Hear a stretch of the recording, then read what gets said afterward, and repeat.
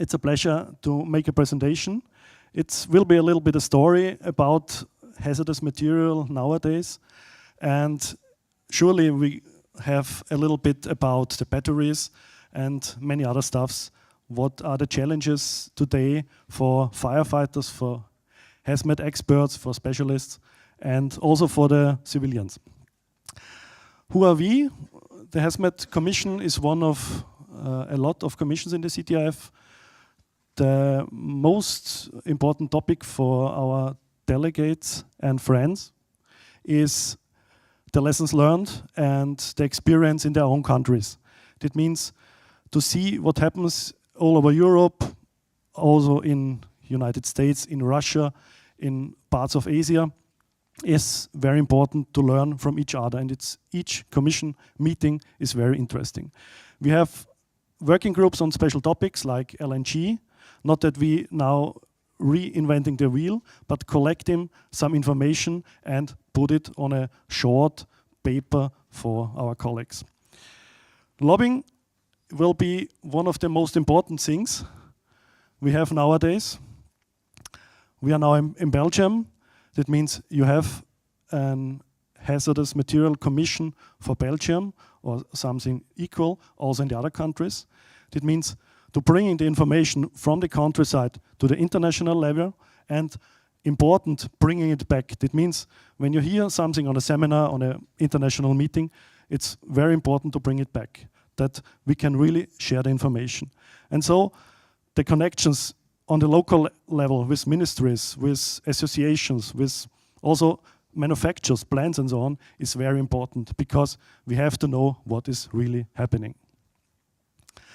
And why it is so important to be connected, I will show you on the next slides, because the title is Yesterday and Tomorrow. And normally yesterday it was easy. We have this labeling, we have orange plates, we have numbers, we have colors. Yeah, everybody knows, okay, it's toxic, it's flammable and so on, no problem. And sometimes it's getting, also with the old stuff, a little bit interesting. I will show you two examples from the last years. There was a basement renovation. That means workers found some silly stuff in the basement from metal. It was a machine looking very strange.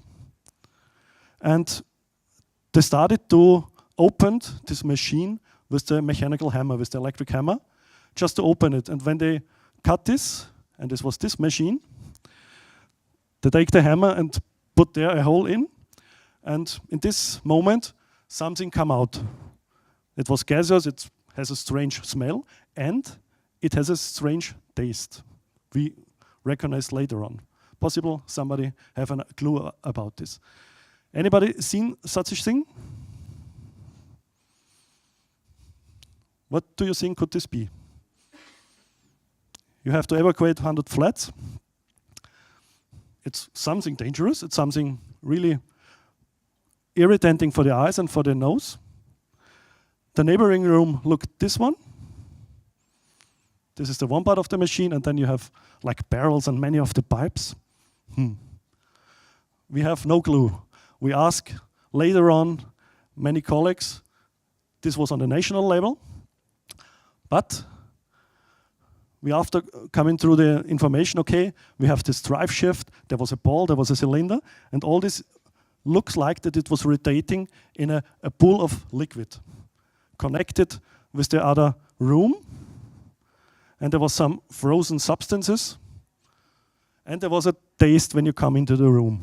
And there are really less gases or substances, normally what you're not smelling, just tasting on your tongue. And this was sulfur dioxide, because this was nothing else than a refrigerator from 90 years ago.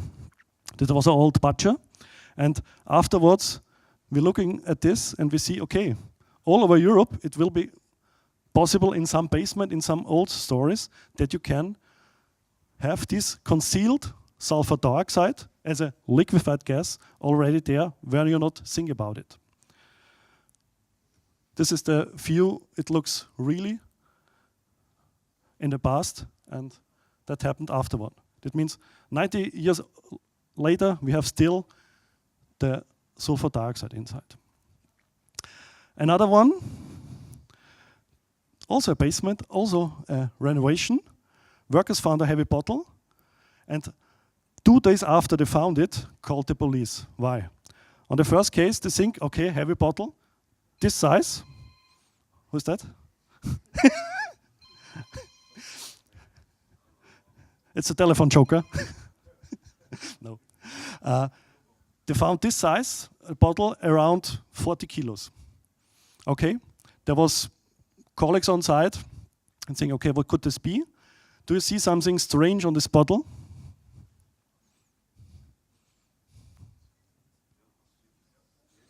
It looks like a skull, like a toxic sign. Okay, the colleague on site asked us, what should we do?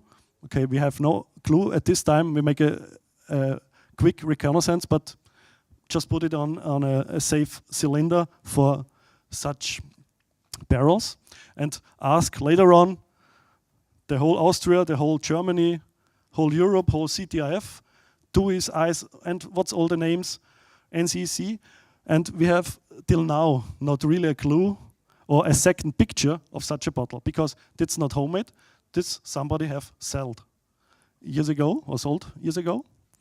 At the end of the story, we also worked with the police and make an X-ray. What do you think? Heavy bottle, looking like liquid. Mercury. Also at this time, if you look to India or some of the Asian countries, you can buy mercury in bottles, but this looked like really a bottle from a gas cylinder. Normally, these are metal cylinders with a flat, how call it, if you stand it in like a bottle, and not the side that it's like a half bowl. This is the safety barrel you can put in if you're not sure what it is. But nevertheless, what should this mean? We really need the combination, the lobbying, the putting together the information between the fire departments, the factories, and all this stuff. And if you look to Wikipedia, really detailed, you find flask and 34.5. What this means? Flask normally is a barrel, a cylinder, or something else. Yeah, but in the past, flask also used as a number for mercury. That means one flask is 35.5 kilos. And somewhere under the name of flask on Wikipedia, on the line 570, there is the information. That means often the information is there, but you have to use it and to find it, where is the real one. But we are now today and also looking for tomorrow. We have often in the hazardous material area things we are not really seen on the first case. They are not labeled, they are not obviously as a dangerous good. We have the safety, we have the security actions, we have all this alternative energy, we have home drugs, lives, and so on. But later on I will come to this. What we are really counting on is the 3 pillars of a dangerous goods accident or mission. That means the most important persons are our firefighters, volunteers, professional, planned firefighters, and all this stuff. Then, mostly of you, hazardous material specialists or teams, and then at the end of the row, the specialists. That means when we weaken one of the pillars, the others do have really lots of work.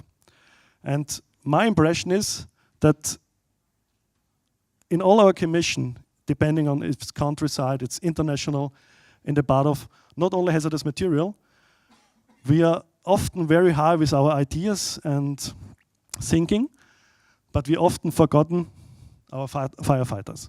That means the knowledge, the daily work for the firefighters, and what we are thinking and talking about the future, we have to think about the firefighters, not to be complicated, just to bring the ground information in fire behavior, in hazardous material, and all this stuff.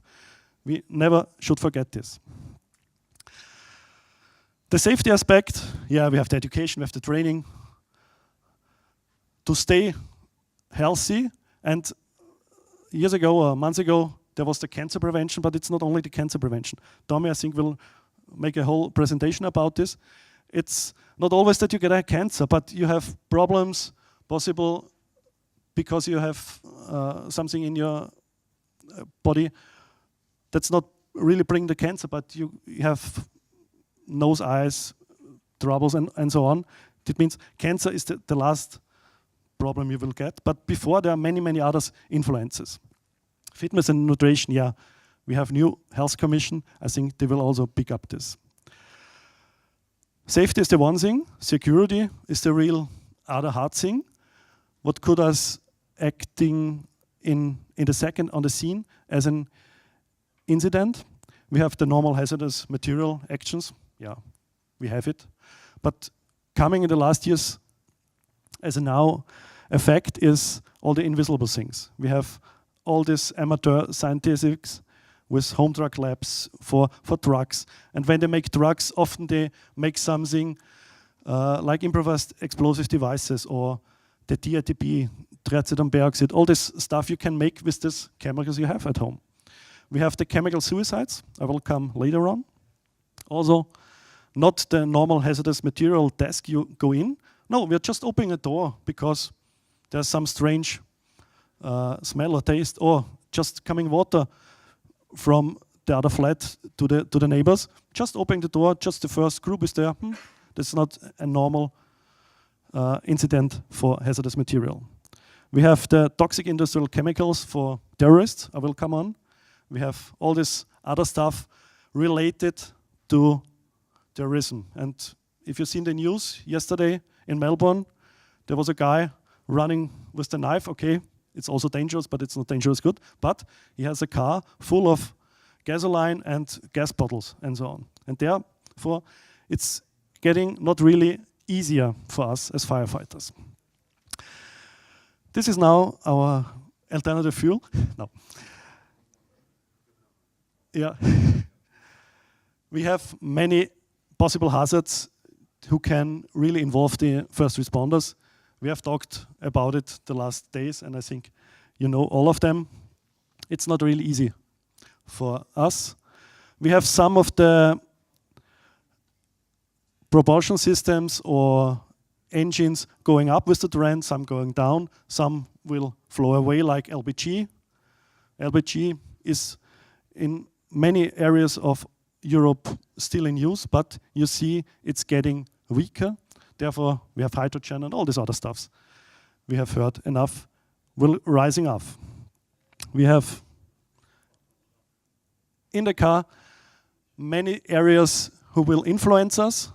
We have the evil fibers, like the carbon fibers, all the artificial substances, the different types of batteries, and this is a problem. Yeah, battery, okay, electric vehicle, okay, but which kind? Nickel, lithium, somebody else, sodium. We have also the Zebra battery. That means it's not really getting easier for us. Based on the French testing and equipment they did the last years, we are nowadays attacking still from the side of the front. Why should we do this? Because all the pressure relief devices normally in the back or blowing out in the front. That means how will I go to a car to avoid all this possible dangerous smokes or pressure relief in case of a fire. Also protective and personal protection equipment. Also, if you're on a free space, always wear breathing apparatus and the full equipment to protect you, because the smoke from a normal fire is not really healthy, but with the new stuff, it's getting worse. And this is also the question, what is if the electric vehicle is burning in a garage, in a tunnel? If it's a storage, a warehouse. We have seen in Belgium, there was the bike store fires and many, many others. We see it all over the world. What is with the decontamination? And we are seeing that just ventilation, the storehouse or the warehouse, is not the clue, because you have it on the surface and then it comes out and gets back in the air. That means we need longer personal protection equipment, we need longer the breathing apparatus and so on. And all this surface to clean is a thing we have also to put in mind. Identification, we hope, and we cannot say thank you often enough to Kurt and Tom for the ISO project and all the others who were inside. But normally, like in a hazardous material mission, you have on the first case your own sins, and then is there some kind of labeling? And we know mostly there is not really lots of them. When we say, okay, we have not the labeling, what is another possibility? What is with detection? 10, 15 years ago, we have the pH paper or some small devices for finding is there a danger or not. Today, we're getting really complicated. Lots of thousands and 10,000 of euros. We have more possibilities. But as we discussed the hydrogen fluoride, some of us tried it to measure it during the missions, during an accident, but not really found really an amount of HF, of hydrogen fluoride. And there's the question, is it because we are using the wrong detection?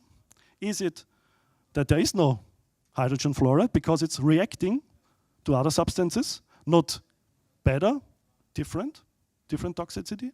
But this is all we have to discuss. We have also Natalie Lepteva from the European Commission there. We are getting in contact in the last weeks. What is with the electrolyte?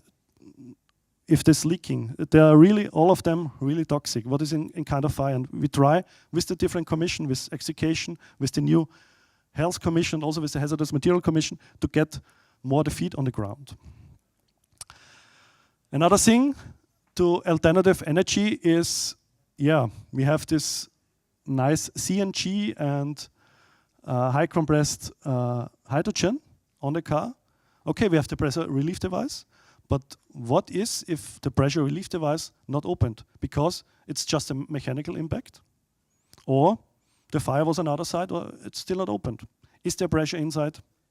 How can we put out the pressure? We are talking about 800 bars at this time for hydrogen, and we have not really a clue, because there are so many rumors from the industry. What is happening if you have a bottle with composite and hydrogen? This is just a small test, a normal industrial cylinder with hydrogen. 200 bar. Okay, if you shoot at it to relieve the pressure, there's nothing really happened. But what do you see? You see nothing, because hydrogen and the flames, one of the problems. We know it from the cars. But how to handle, how to disarm, how to relieve the pressure will be really a challenge. There are possibilities to using shooting, but we are not the police normally. We use it in some countries for acetylene to relieve the pressure, but this is another story. You can use explosive. In the industry talk to us, okay, put some plastic explosive on it and fuck it away.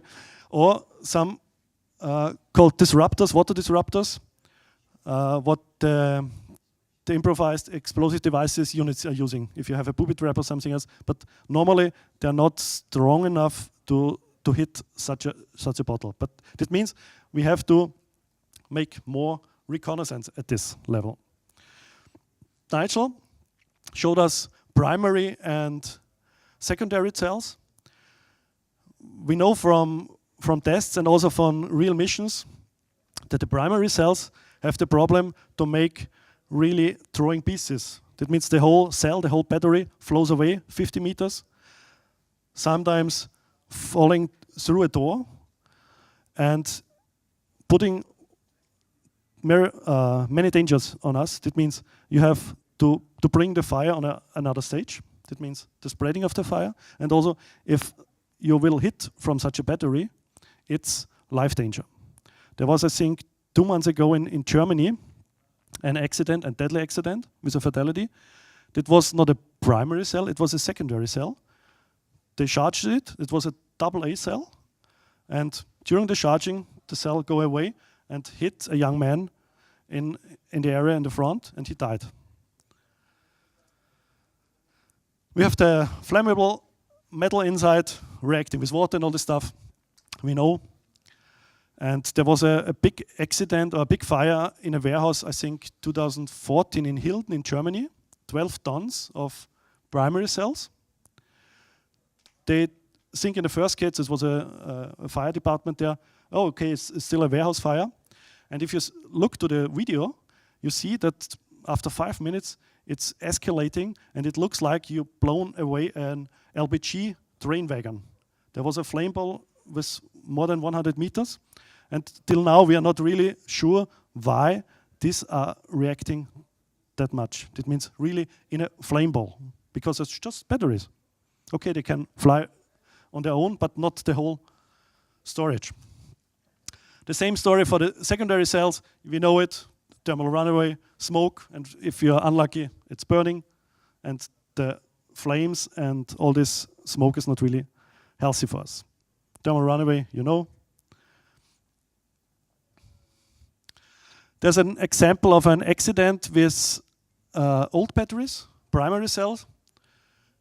There was a one-way barrel with 50 liters, ordinary declared and packed as an EDR. But the battery have another thinking and blowing away. I have also a video for that, I think. Yep. There's the barrel. Just go a few seconds before. Now you see it starting. You have destroying pieces. They put on fire outside storages. The whole storage is batteries on a different case. Not only lithium, it's lead, it's nickel, others. They're just looking for protecting goggles and want to bring out the barrel. In this case, it's really starting not so fast, but we have with the same factory accidents where you see, okay, starting, and in the next seconds, the whole room is full of white smoke. That means the whole storage of this box will blown away. And yeah, the barrel was not accessible before because there was an empty wood pellet before. This was served and bringing out, but the rest of the building is blown away. That means, yeah, I think the chef isn't really happy with that. And it was a fire 3, or OLED 3, I think you call it. Yeah, this was afterwards what happened. We also try far distance reconnaissance devices to use. The SIGIS-2, possibly you have heard about it. And in this case, we only find ammonia. That means you need the right device for the right spot. Other thing, more to legislation, is electronic shipping papers and possible changing the orange plate and the numbers, the hazardous identification number. The Emergency Action Code, EAC, is well used in the Commonwealth in the UK.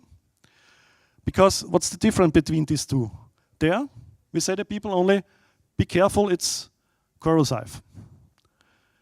With this Emergency Action Code, we tell them, okay, use chemical protective suits, normal firefighting clothes, you can use water, you can that and that, or it's dangerous for the public. Okay, there was an initiative, I think 10 years ago in the CTIF. They're really going really far, and we try to reinvent this program and bring it on the international table, on European Union especially. Nevertheless, it will not come because there's not a support, not on the fire departments normally, and not on the industry or on the ministries. Would be a nice idea, but we try it on another way, because electronic shipping papers, that means the information you normally have now in paper work in the truck, will be now also possible on a device in the truck, but also accessible for the mission controls on the cloud. That means somewhere in the internet should be a database, and you can also get access there to see, okay, what's in. And there we want to try, like the eCall, combine it, electronic shipping papers, telematic, and to getting more information, what's happening, is the truck on the wheels or is he lying on the roof, and all this other stuffs. Coming a little bit to Tommy's next presentation, firefighters and health. We are used to it in the case of a hazardous material mission, protective suit, decontamination, all this stuff. But nowadays, the real problem is the normal firefighting. How we are behavior when we're coming out after the mission. We're going back to the station, okay, we are eating something, we're drinking. Some is showering, some is changing the clothes, but not everybody. And this, working together in the future with the Health Commission and others, should be one of the real aims. There are many projects, and I think, Tommy, you be the expert. Just an example, we've seen in America from the fire cancer support, or firefighter cancer support in Washington, Healthy in, Healthy out. They have really think about not only on the scene, the whole story. That means how will I build a firehouse to be really short waves are contaminated. It means the dirty zones and the clean zones in a firehouse. And surely also, what can I do if I come out of a fire? And when we look at the battery fires, most of them are hazardous material operations. But we are not acting like this at this time. And there are some ideas we can use, but I think every fire station, or lots of fire stations, I can speak for Austria or for Vienna, we can take in us on our nose and learn a lot of them. I think everybody knows about the problems, but we're not really acting like this to change the way. Because it's not that I'm, tomorrow have the problem. I have it in 10 years, in 20 years, in 30 years. And it's cancer and others. And there are many possibilities. You have it on the stick. There are also additional slides I'm not showing you because of the time. Coming to another thing, back to new technology. We have the robots, we have the drones, and many combination of them. And see it from the other perspective, not for us. What is with our enemies, the terrorism, the crazy people, and so on. It's really easy to get with drones, especially the red zone, the really toxic zone, anywhere. We see it in war zones. That means not in Europe, but if you look to Syria, if you look to Iraq and so on, they use it. And with a few hundred euros or a few thousand euros, you're really on the front with this technology. You can make fire and forget, send the drones out, and nobody knows really who you are and from where you are starting. You have not to be a suicide bomber or a suicide contaminator. And using CBRN elements, it means some toxic material. You have this DIMS and TICs, possible heard about. DIMS are the overview. That means you have radioactive substances in a source. You have the biological product. You have the chemical substances somewhere in. And mostly we are talking later on the TICs. That means TICs, toxic industrial chemicals. These are chemicals and substances who are widely used. I don't have to know how to produce sarin for X or Novichok in UK. I can just use chlorine or ammonia. And there are definite substances with a high risk, a medium or a low risk. And in our opinion, if you compare the project from the United States of America, they make really, really huge tests with ammonia and chlorine releases. It's called the Jackrabbit program. If you look in the internet, you will find many, many videos. And also to see, and I think you know it, the main problem are heavy gases. Chlorine, it's really used to it. Bromine in very, very specific areas. But also ammonia. Ammonia is normally lighter than air, but if it's reacting with the water, with the moisture, then it's staying down. And therefore, if I'm a terrorist, I know what to choose. No, we are on the good side of the power, or how I call it. And last but not least, the chemical suicides. There are lots of them, suicides in every country. You have between try the suicide and it's really worked, a factor of 10 to 30 times. And especially in not industrial states, they're using pesticide or some other toxic to try to kill themselves. There's a card from the WHO, and you see Russia is a main problem, and nevertheless, many other countries, it's a social difficulty. And something for the media, for Björn, but I think he knows it. There are gentlemen agreements normally in a city or with the media, how you are reacting if there's a suicide. Not only chemical suicide, that are not the most. Normally somebody jumping before the train or something else. And you get this, how call it, if it's, sorry? Copycat, thank you. The copycat effect. It means the Wert effect is, if you present it in the media, then on the wrong way, then you have on the next day 3 people on the train. I know it from the 80s from Vienna. There was not an agreement with the media, and somebody is jumping to the metro. On the next day there was 3, 4, 5 cases. And then they think about, hey, we have to change something.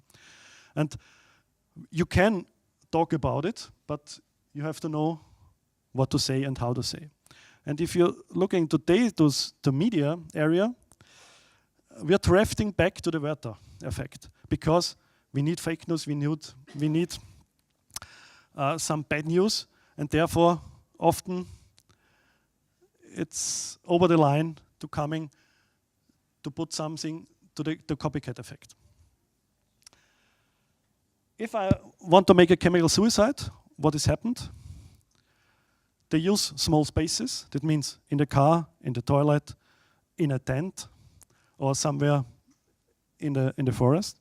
You can just put away the oxygen to use some of the inert gases or gases that are putting away the oxygen. You need a large amount, or you need something what is acting as a toxic for the body. The smaller the better.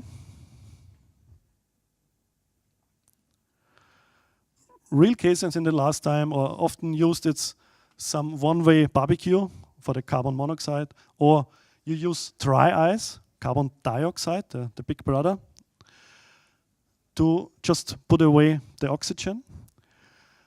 Then there are, I think in each language, internet websites where you can see, okay, I need this and that amount of carbon dioxide.